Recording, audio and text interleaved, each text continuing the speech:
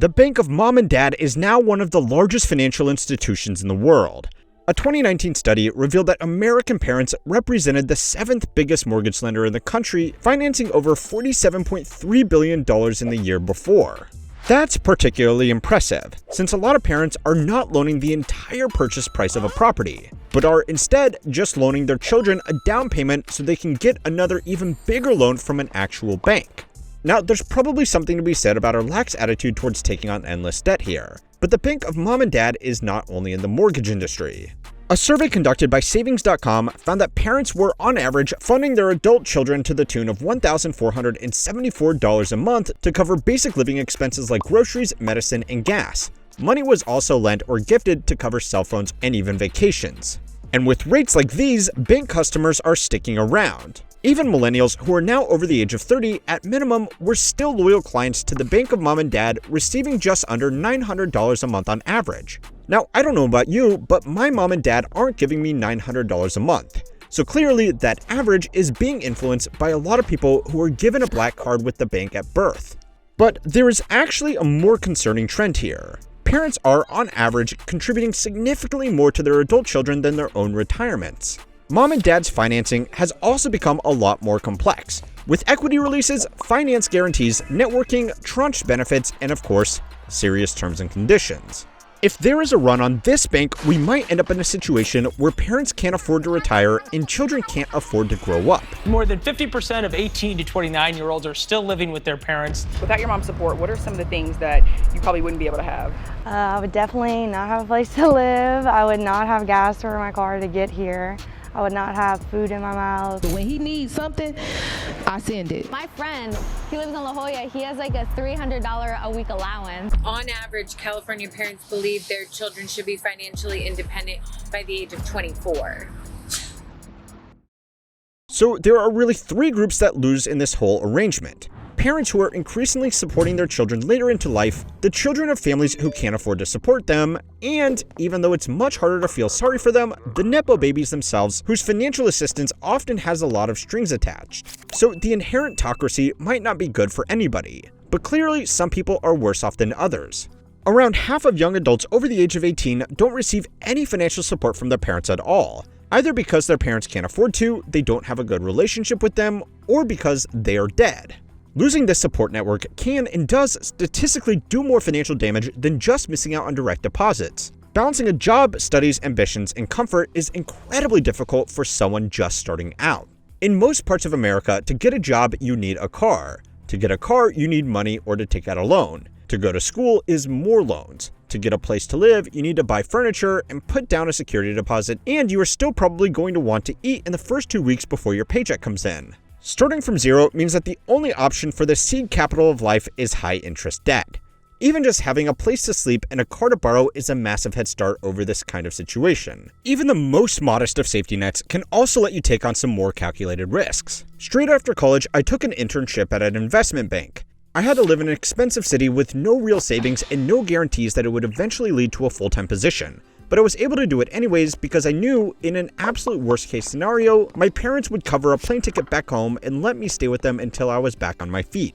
Even seemingly small advantages like this can be the difference between getting a high-paying career or missing out on it, to take the safer but less lucrative option. This is the same reason why successful actors or business people overwhelmingly come from stable backgrounds, because being able to take a risk is a luxury a lot of people can't afford. Peter Temin, an economist from MIT, has claimed through his now infamous research that breaking the cycle of poverty now takes 20 years at minimum with absolutely nothing going wrong. He noted that the quality of your nepotism really depends on what your family was doing back before the 1970s, when productivity growth started to outpace wage growth. Before this time, people on professional incomes could amass equity in asset markets and real estate relatively easily, which built up a secure foundation. Over time, hourly wages ended up buying less and less, and debt became more available. For people without assets, it became a tool to keep up, and for people with assets, your debt became their equity. The only reason homes are so expensive today is because people can get loans to buy them, either from a real bank or the Bank of Mom and Dad. The analogy is that starting a fire from scratch is really hard, and even the slightest bit of rain can destroy even the most dedicated efforts. Starting a new fire with a little flame taking from an existing fire that has been burning since the bright sunny days of the 1970s is much easier, and even pretty bad weather probably won't put it out once it's going. So yeah, nepotism is overpowered. I know that's probably not shocking to you, but the real problem is what this has been able to cover up so far. So it's time to learn how money works to find out how to fix it and what happens if we don't. This week's video is sponsored by Odoo. Odoo is a complete business management platform that brings together everything from sales and CRM to inventory, accounting, and even a full website builder, all in one place.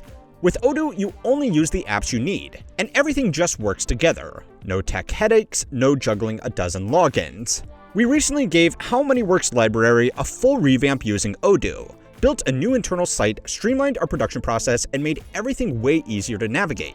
Their website builder is surprisingly powerful and actually fun to use. You can create professionally looking pages without touching code and link them directly to your workflow, whether it's sales, scheduling, or content management.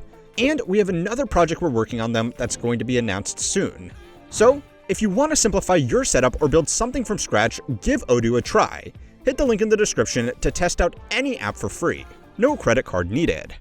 The means and methods by which wealthy parents can help their children have grown considerably in complexity, and some of them have been made possible by tailored products from the actual financial industry. Home equity conversion mortgages, otherwise known as reverse mortgages, have slowly become one of the most popular ways for the bank of mom and dad to raise capital. They work like this. If an elderly person past working age has a paid-off house but no way to earn an income, they can go to a lender and get a cash-out mortgage using their home equity. The industry standard normally caps this at around 30% of the home's value. Someone who owns a $450,000 home could get a loan of $150,000. Now, with no way to actually make the repayments on this loan, the lender doesn't actually expect any money back. Instead, the debt just grows and grows with interest until the homeowner sells the property, or dies. The bank then gets first dibs on the proceeds from the sale, plus any interest that accrued over the years. These products were particularly popular between 2000 and 2008, as tapping home equity became a popular tool to fund lavish lifestyles or to invest in other properties. Famously, this all ended super well and everybody lived happily ever after. Anyway, while reverse mortgages are still not as popular as they were back then, thanks largely to much tighter regulations, they are still creeping back, and they now represent more borrowing overall because houses have become more expensive. The financial sector loves these loans because they on average have significantly higher rates and fees than typical home mortgages because they are a more bespoke financial product. But despite all of these problems, there are two reasons why they are becoming more popular again. The first reason is that people simply need money. According to data from the Fed, even people who have had a lifetime to build up assets still overwhelmingly have most of their net worth in their family home. You can't sell a portion of your home like you can a stock portfolio, and living expenses have become particularly bad for old age services. Again, I know this isn't shocking to any of you watching, but the second reason behind the growing popularity of these loans is that it's become increasingly popular for parents to refinance their house and give cash to their children as an early inheritance. It's a trend growing so quickly that banks like Merrill have their own planning teams for it. Now, to be fair, for the families that do have the assets to do this, there are three big advantages to doing it this way. The first is simply that they get to actually see their money getting enjoyed by their children rather than just guessing what they will do with it once they are dead. But there are also more pragmatic reasons as well. Money for young adults just starting out in life is going to have a bigger impact on opportunities than a larger inheritance received later. The average age someone receives an inheritance is now 51 years old, which roughly makes sense as the average life expectancy minus the average age that people have children. That age used to be early 40s, as people live shorter lives, but with an aging population, the regular passing down of assets is happening later and later. A University of Pennsylvania survey also found that people receiving inheritances later in life generally got significantly more money as their parents statistically had more time to build wealth to pass down. Way too long though, and it drops down again as financing old age care can get really expensive. So, if you're trying to plan this out, early 60s is really the sweet spot. Now, obviously I'm joking, but that same survey also found that 70% of people would rather receive an inheritance of $250,000 at age 30 rather than $1 million at age 50. A cash injection earlier in life can help you get set up when you most need it to buy your first home, pay off student loans, and stretch out the budget for potentially raising a family. A windfall later in life should just make a comfortable situation even more comfortable if you manage to save and invest diligently. Now that's a big if, because obviously a lot of people don't know how to handle a big injection of cash. Internal data from a major financial advisory firm found that on average, recipients of a major inheritance took 19 days before they purchased a new car. And that's the third and most commonly overlooked service from the bank of mom and dad. They offer in-house financial advice, whether it's wanted or not. Early inheritances can be more carefully administered with terms and conditions to make sure that recipients don't squander the money, but also as a way to keep children dependent for longer than they really should be. Now, the trope of the trust fund baby exists for a reason, but reverse mortgages have let even middle-class families do the same thing to help their children out. The Savings.com survey found that 77% of parents that gave money to their children did so with conditions attached. Now, some of those conditions were simple, pragmatic financial advice, but more often than not, it was personal rules related to their relationships, career, and family planning. Now, it may be hard to feel sorry for people getting major financial assistance, but this is a genuine burden that's increasingly hard to say no to, because these financial advantages are just so hard to compete with. Even with an extremely high income, saving a significant amount of money is challenging when realistic assumptions are made about rent, student loans, and the cost of living where most high-income jobs actually exist. Similarly, even a modest salary paired with a big cash injection can put someone decades ahead of a more highly compensated peer starting from nothing. If the price of this head start is playing by mommy and daddy's rules for life, then it's pretty hard to say no to. It's also a self-perpetuating problem. Things can only get so expensive if nobody can afford them. The reason that college tuition has outpaced inflation is because student debt has become really easy to access and really safe for institutions to offer. Similarly, home lending has become easier and cheaper thanks to things like national credit reporting agencies, low deposit mortgages, and tax advantages for homeowners. And that's all just made entry-level homes more expensive. If getting an advance at the bank of mom and dad becomes the norm, it will again just make big life milestones more expensive for everybody, including those that unfortunately don't have open accounts there. And this is why more and more parents are feeling obligated to help their children even if they can't really afford to. Starting out in life has become extremely expensive, but so has the stuff at the end of it. Aged care has become a huge and oftentimes predatory industry, where comfort really does depend on how much people can afford. Almost half of the surveyed parents reported making sacrifices to their own financial security to support their adult children, with the most popular source of funding simply being retirement accounts. So the bank of mom and dad isn't good for mom and dad. It isn't good for the children who give up their independence to get a head start, and it certainly isn't good for the children from families who can't support them, or worse still, who they have to support. But the world's biggest financial institution also isn't good for a generation of people who don't even exist yet. It's no secret that one of the main reasons why people choose not to have children is because they simply can't afford to. Even amongst high-income earners, the financial burden of children is making a lot of people reconsider starting a family, with most reporting to Pew Research that they have other financial goals that need to be met first.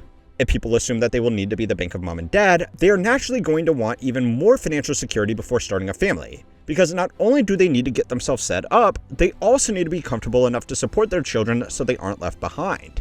Starting a family is financially scary enough when it's an 18-year commitment. But if allowances to 30-year-olds become an expectation, it's going to preclude the vast majority of people. Now, the obvious solution to scaling back the bank of mom and dad would be to make it easier for young people to support themselves. But to do that, you really need to understand why it's become so hard to get ahead. Go and watch this video next to find out what has changed that left young people so far behind. And don't forget to like and subscribe to keep on learning how money works.